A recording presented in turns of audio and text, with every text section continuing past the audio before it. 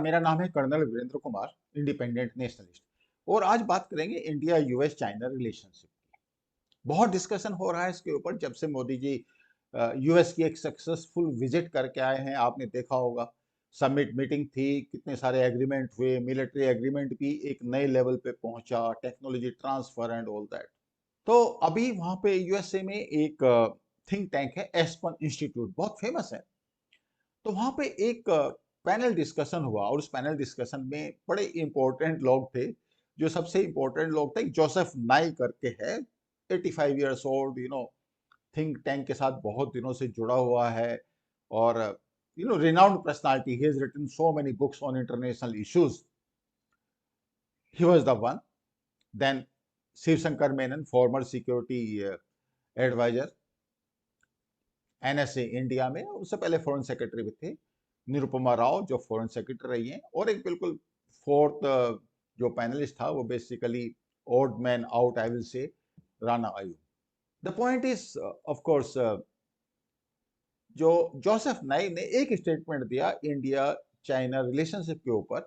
और उन्होंने कहा कि ये जो रिलेशनशिप है ये काफी हद तक चाइनीज सेंट्रिक है, in the sense कि since probably USA looks at China as a adversary, as a competitor, और इसलिए वो इंडिया को अब आगे बढ़ा रहा है। तो this relationship has to be seen through that perspective. तो शिव शंकर मेनन ने उनको काफी हद तक काउंटर करने की कोशिश की, इन द सेंस कि उनका जो आर्ग्यूमेंट था वो ये था कि इंडिया चाइना के बीच में पहली बात तो it is not only the border dispute, कि बॉर्डर डिस्प्यूट तो ठीक है, बहुत दिनों से चला आ रहा है, बट नाउ द सिचुएशन है चेंज, इन द सेंस अब चाइना इंडिया को एक डिफरेंट तरीके से देखता है। वो तरीका क्या है कि अगर चाइना को सुपर पावर का स्टेटस लेना है, and obviously they are aspiring for number one super power ahead of USA even, तो उसमें इंडिया को वो एक ऑब्स्टिकल के तौर पे देखते हैं। तो that was number one point. और दूसरे जो इंपॉर्टेंट पॉइंट है, they are looking at India के now it has gone to the USA camp, और ये अभी डार्कर साइड में चला गया है, इन द सेंस कि it is more aligned with USA. Now India and USA basically allies नहीं है। आप ये तो नहीं कह सकते कि इंडिया और यूएसए की वही रिलेशनशिप है जो यूएसए और जापान की है, यूएसए साउथ कोरिया की है, और इवन यूएसए और ऑस्ट्रेलिया की है। नहीं, कोई नाटो की जैसी रिलेशनशिप है, मिलिट्री अलायंस है, वो तो उस टाइप की रिलेशनशिप भी नहीं है, मगर अलाइनमेंट टोटल है।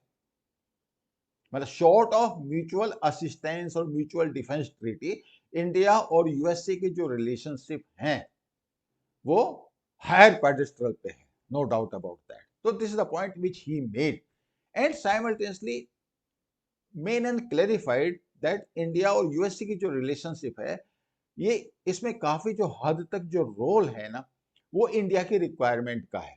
इंडिया की रिक्वायरमेंट क्या है? अपने आप को डेवलप करना, और उसके लिए टेक्नोलॉजी चाहिए, उसके लिए इन्वेस्टमेंट चाहिए, उसके लिए प्रॉब्ली वे में require formal model, development model and all that thing.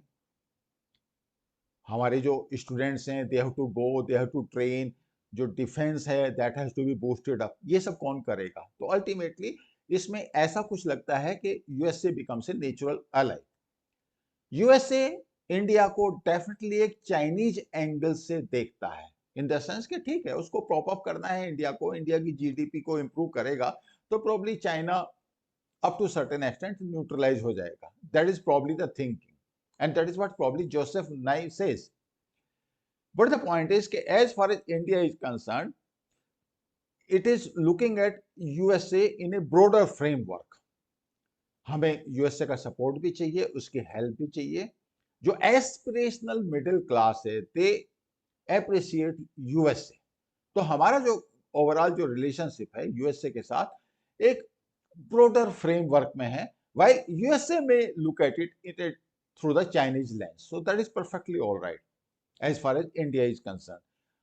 दूसरी बात जो उन्होंने, शिव शंकर मेनन ने कही, कि जो रिलेशनशिप है वो दो कंट्रीज के बीच में, वो इंटरेस्ट के बेसिस पे होती है। बिकॉज ये क्वेश्चन बहुत रेगुलरली आ रहा है कि इंडिया और यूएसए की जो रिलेशनशिप है ये इंटरेस्ट के बेसिस पे है कि वैल्यू के बेसिस पे, वैल्यू इन द सेंस कि human rights, democratic credentials of India and all those factors. He says कि आप कहीं पे भी चले जाइए, जो रिलेशनशिप है वो बेसिकली इंटरेस्ट के बेसिस पे होती है। वैल्यूज के बेसिस पे अगर रिलेशनशिप होती तो obviously USA would have been on the wrong foot. Otherwise USA को पाकिस्तान को सपोर्ट करने का तो बिल्कुल ही नहीं बनता, बट किसी जमाने में उन्होंने अच्छी तरह सपोर्ट किया। ये पॉइंट ऑफ कोर्स मेरा है, ये शिवशंकर मेनन का नहीं, बट वो पॉइंट के इंटरेस्ट बेस्ड है, ये पॉइंट शिवशंकर मेनन का है, and I totally agree with that.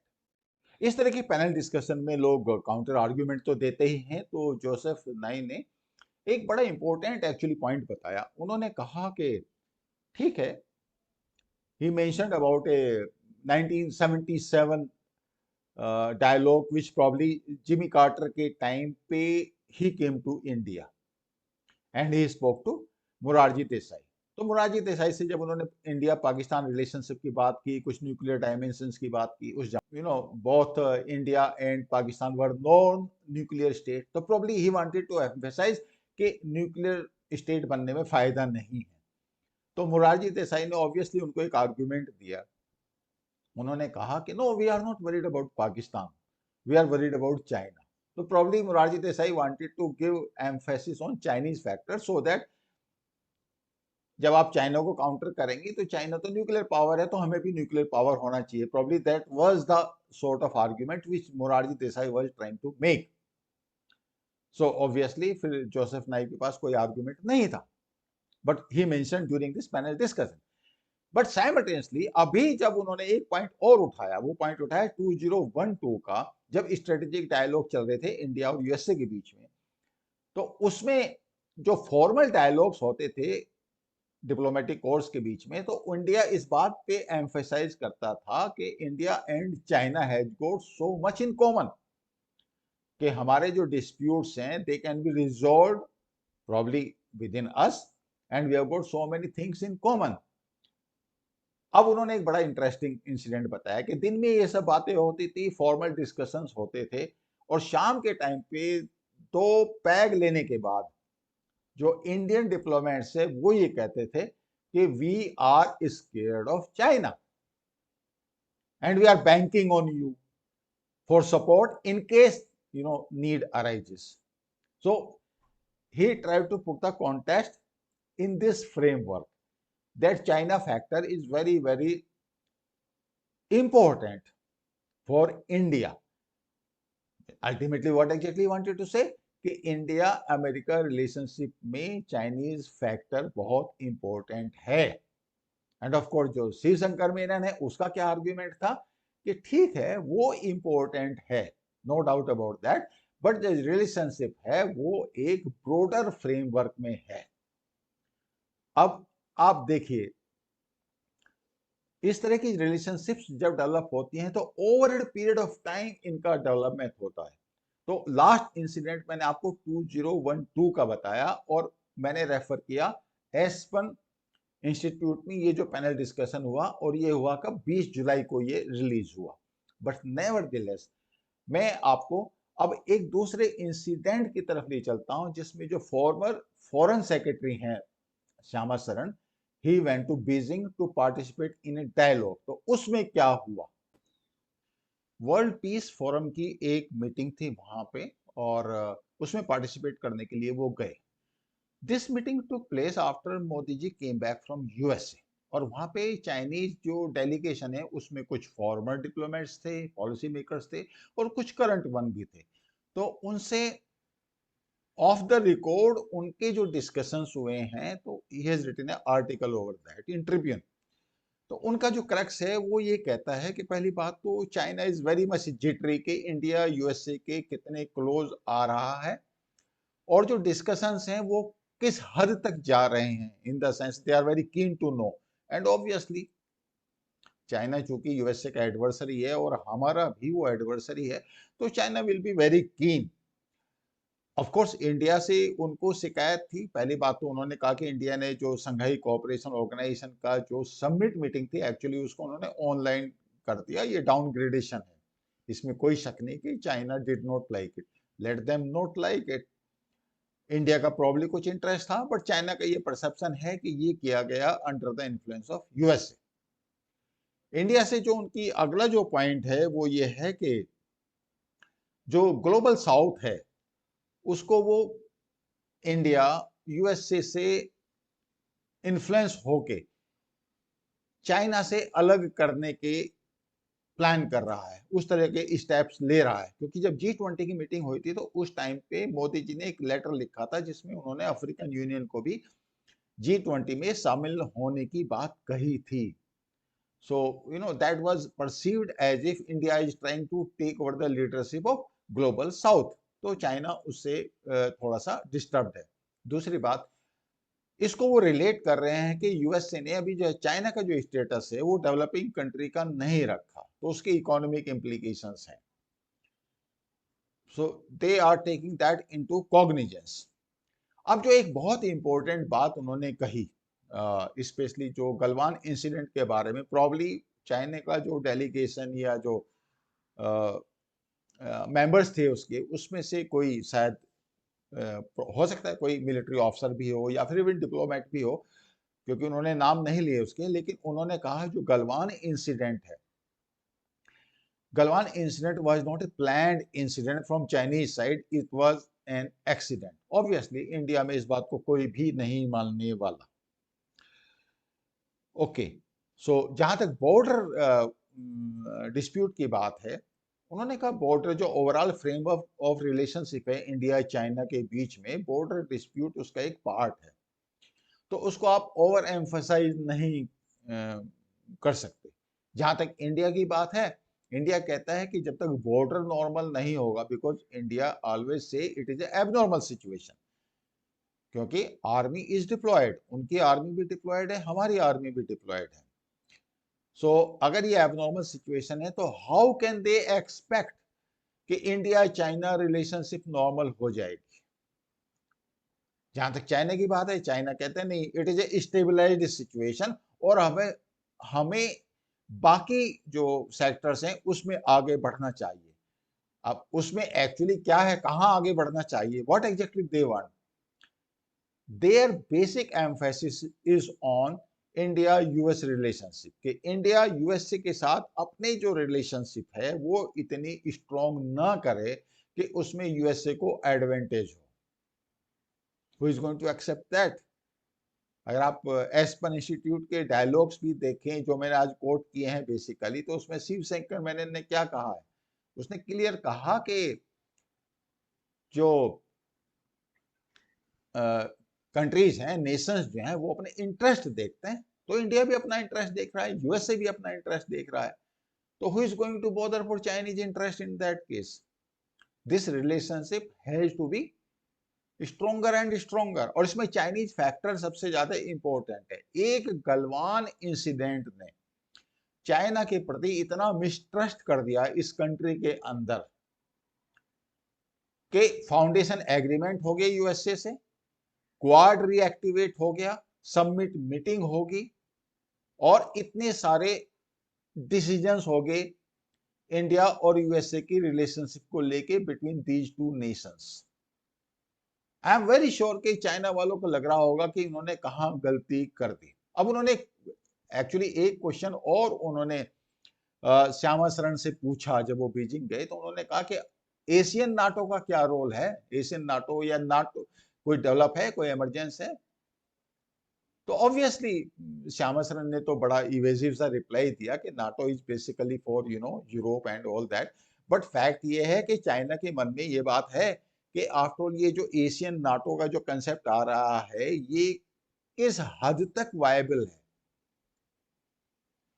जो मैं पॉइंट आपसे कहना चाह रहा हूं वो ये कहना चाह रहा हूं कि अभी चाइना के बारे में आपका परसेप्शन क्या है? जैसे मैंने आपको ये श्यामा शरण वाले जो इंसिडेंट्स बताए, obviously China is getting unsure of itself, क्योंकि अभी तक उसको लग रहा था कि इंडिया जो है वो इतना निम्बल फुटेड नहीं है, इतना अलर्ट नहीं है कि वो यूएसए के साथ अपनी रिलेशनशिप को डेवलप कर ले, स्ट्रॉन्ग फुटिंग पे उसको लेके आ जाए। आपने देखा होगा जो यूक्रेन वॉर हुआ है उसमें काफी हद तक इंडिया जो ग्लोबली ऐसा लग रहा था कि इंडिया जो रशिया से ऑयल ले रहा है, ऑयल ट्रेड कर रहा है, उसकी वजह से उसके यूएसए से रिलेशनशिप नीचे की तरफ चली जाएगी। It did not happen, it did not happen because जो स्ट्रेटेजिक अलायंस इंडिया और यूएसए के बीच में हो रहा है, उसमें कंट्रीज के जो खुद के इंटरेस्ट हैं, they are taken care of. अभी क्या हो गया, जो अलायंसेस जो या म्यूचुअल जो फ्रेंडशिप डेवलप हो रही है नेशंस के बीच में, वो इंटरेस्ट बेस्ड हो रही है। अगर मेरा इंटरेस्ट किसी कंट्री के साथ है तो मैं उसके साथ चला जाऊंगा। अगर दूसरे इशू पे मेरा इंटरेस्ट किसी दूसरे नेशन के साथ है, जैसे ऑयल को लेके इंडिया का इंटरेस्ट रशिया के साथ है, वो रशिया के साथ चला जाएगा। चाइना को लेके इंडिया का इंटरेस्ट यूएसए के साथ है, तो वो यूएसए के साथ चला जाएगा। Now that is a different thing कि किस कंट्री के साथ आपकी रिलेशनशिप कितनी ब्रॉड एंड डीप होती है। तो उसमें आप देखो, ब्रॉडर एंड डीपर रिलेशनशिप अगर कहीं है और जहां पे इंटरेस्ट आपके अलाइन कर रहे हैं, तो वो यूएसए के साथ है। अब इसकी वजह से चाइना डेफिनेटली परेशान है, there is no doubt about thing. Those days have gone when Indian leadership was not decisive. This Indian leadership is decisive. Otherwise ये जो एग्रीमेंट मोदी जी ने यूएसए में समिट मीटिंग के टाइम पे किए हैं, ये एग्रीमेंट इफेक्टिव नहीं होते। एंड इवन जो जोसेफ नेव ने जो बोला है, उसने क्लियर बोला है कि this relationship between India and USA, they are not alliance but they are in total alignment, and entire world is feeling that way. अब क्वेश्चन ये है